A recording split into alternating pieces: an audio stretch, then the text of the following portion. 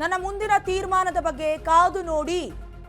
ಪಕ್ಷದ ನಿರ್ಧಾರ ಏನಿದ್ರು ಕೂಡ ನಾನು ಅದಕ್ಕೆ ಸ್ವಾಗತ ಮಾಡ್ತೀನಿ ಹೀಗಂತ ಉಚ್ಚಾಟನೆಯ ಬಳಿಕ ಶಿವರಾಮ್ ಹೆಬ್ಬಾರ್ ಹೇಳಿಕೆಯನ್ನ ನೀಡಿದ್ದಾರೆ. ಶೀಘ್ರದಲ್ಲೇ ಸುದ್ದಿಗೋಷ್ಠಿಯನ್ನ ನಡೆಸಿ ಎಲ್ಲವನ್ನ ನಾನು ಹೇಳ್ತೀನಿ. ಪಕ್ಷದ ವಿರುದ್ಧವಾಗಿ ನಾನು ಮಾತನಾಡ್ತಾ ಇದ್ದೀನಲ್ಲ, ಮಾತನಾಡೋದಕ್ಕೆ ಏನ್ ಕಾರಣ ಅದನ್ನ ಕೂಡ ಪ್ರೆಸ್ ಮೀಟ್ ನಲ್ಲೇ ತಿಳಿಸ್ತೀನಿ ಅಂತ ಶಿವರಾಮ್ ಹೆಬ್ಬಾರ್ ಅವರು ಸ್ಟೇಟ್ಮೆಂಟ್ ಮಾಡಿರುವುದು.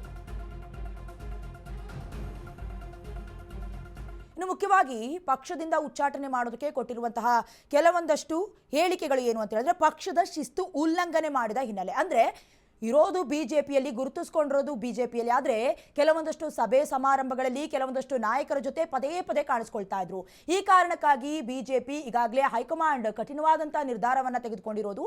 ಯತ್ನಾಳ್ ಅವರ ಉಚ್ಚಾಟನೆಯ ನಂತರ 6 ವರ್ಷಗಳ ಕಾಲ ಮತ್ತೆ ಬಿಜೆಪಿ ಪಕ್ಷಕ್ಕೆ ಸೇರ್ಪಡೆ ಆಗುವಂತಿಲ್ಲ. ಇದಕ್ಕೆ ಸಂಬಂಧಪಟ್ಟಂತೆ ಶಿವರಾಮ್ ಹೆಬ್ಬಾರ್ ಅವರು ಕೂಡ ಹೇಳಿಕೆ ಕೊಟ್ಟಿರೋದು ಏನು ಅಂತ ಹೇಳಿದ್ರೆ, ನಾನು ಶೀಘ್ರದಲ್ಲೇ ಪ್ರೆಸ್ ಮೀಟ್ ಮಾಡ್ತೀನಿ.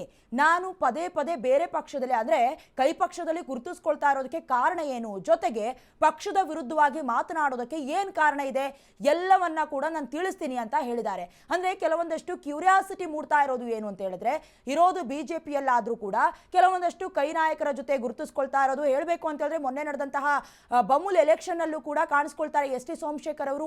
ಕೆಲವೊಂದಷ್ಟು ಚರ್ಚೆಗಳಿಗೂ ಕೂಡ ಕಾರಣವಾಗುತ್ತೆ. ಇಷ್ಟೆಲ್ಲ ಬೆಳವಣಿಗೆಯ ಮಧ್ಯೆ ಒಂದು ಕಣ್ಣಿಗೆ ಬೆಣ್ಣೆ ಮತ್ತೊಂದು ಕಣ್ಣಿಗೆ ಸುಣ್ಣ ಯಾಕೆ? ಯಾಕಂತ ಹೇಳಿದ್ರೆ ಯತ್ನಾಳ್ ಅವರು ಕೂಡ ಪಕ್ಷದ ವಿರುದ್ಧವಾಗಿ ಆಗಾಗ ಬಹಿರಂಗವಾಗಿ ಮಾಧ್ಯಮದ ಮುಂದೆ ಏನು ಹೇಳಿಕೆಗಳನ್ನ ಕೊಡ್ತಾ ಇದ್ರು. ಇದಕ್ಕೆ ಸಂಬಂಧಪಟ್ಟಂತೆ ಆಗಾಗ ದೆಹಲಿಯ ಅಂಗಳಕ್ಕೂ ಕೂಡ ಹೋಗಿ ಬಂದಿದ್ರು. ಅದಾದ್ಮೇಲೆ ಉಚ್ಚಾಟನೆ ಮಾಡಲಾಗಿತ್ತು. ಇವರಿಗೆ ಶಿಸ್ತು ಸಮಿತಿಯಿಂದ ಶೋಕಾಸ್ ನೋಟಿಸ್ ಅನ್ನ ನೀಡಿದ್ದಾದ ಮೇಲೂ ಕೂಡ ಮತ್ತೆ ಬೇರೆ ಪಕ್ಷದ ಅಥವಾ ಕೈ ಪಕ್ಷದ ನಾಯಕರ ಜೊತೆ ಗುರುತಿಸ್ಕೊಳ್ತಾ ಇದ್ರು.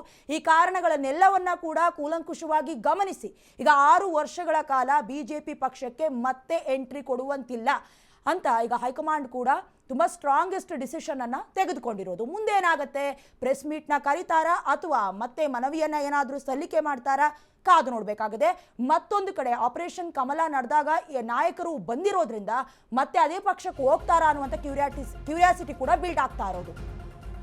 ಎಸ್ ಟಿ ಸೋಮಶೇಖರ್ ಹಾಗೆ ಹೆಬ್ಬಾರ್ ಉಚ್ಚಾಟನೆಗೆ ಡಿ.ಕೆ. ಶಿವಕುಮಾರ್ ರಿಯಾಕ್ಟ್ ಮಾಡಿದ್ದಾರೆ. ಎಸ್ ಟಿ ಸೋಮಶೇಖರ್ ಹೆಬ್ಬಾರ್ ಇವರ ಉಚ್ಚಾಟನೆಯ ನಂತರ ರಿಯಾಕ್ಟ್ ಮಾಡಿರೋದು. ಇನ್ನು ವಿಧಾನಸೌಧದಲ್ಲಿ ರೇಪ್ ಮಾಡಿರ್ಲಿಲ್ವಾ ಅಂತ ಪ್ರಶ್ನೆ ಮಾಡಿದ್ದಾರೆ. ಹಾಗೆ ಏಡ್ಸ್ ಅನ್ನ ಚುಚ್ಚೋದಕ್ಕೆ ಅವರು ಹೋಗಿರ್ಲಿಲ್ವಾ ಅನ್ನುವಂಥ ಸ್ಟೇಟ್ಮೆಂಟ್ ಅನ್ನ ಕೊಟ್ಟಿರೋದು. ಪರೋಕ್ಷವಾಗಿ ಶಾಸಕ ಮುನಿರತ್ನಗೆ ಕೌಂಟರ್ ಕೊಟ್ಟಿದ್ದಾರೆ. ಎಸ್ ಟಿ ಸೋಮಶೇಖರ್ ಹಾಗೆ ಹೆಬ್ಬಾರ್ ಉಚ್ಚಾಟನೆಗೆ ಡಿ.ಕೆ. ಶಿವಕುಮಾರ್ ರಿಯಾಕ್ಟ್ ಮಾಡಿರೋದು. ಎಸ್ ಟಿ ಸೋಮಶೇಖರ್ ಹೆಬ್ಬಾರ್ ವಿಧಾನಸೌಧದಲ್ಲಿ ರೇಪ್ ಮಾಡಿರ್ಲಿಲ್ವಾ ಅನ್ನುವಂಥ ಪ್ರಶ್ನೆ ಮಾಡಿದ್ದಾರೆ. ಇಬ್ರು ಶಾಸಕರು HIV ಇಂಜೆಕ್ಷನ್ ಚುಚ್ಚೋದಕ್ಕೆ ಹೋಗಿರ್ಲಿಲ್ವಾ ಅಂತ ಪ್ರಶ್ನೆ ಮಾಡಿದ್ದಾರೆ. ಮುತ್ತು ರತ್ನಗಳನ್ನ ಅವರೇ ಇಟ್ಕೊಳ್ಳಿ ಅಂತ ಡಿ.ಕೆ. ಶಿವಕುಮಾರ್ ಟಾಂಗ್ ಕೊಟ್ಟಿದ್ದಾರೆ. ಪರೋಕ್ಷವಾಗಿ ಶಾಸಕ ಮುನಿರತ್ನಗೆ ಡಿಸಿಎಂ ಡಿ.ಕೆ. ಶಿವಕುಮಾರ್ ಕುಟುಕಿದ್ದಾರೆ.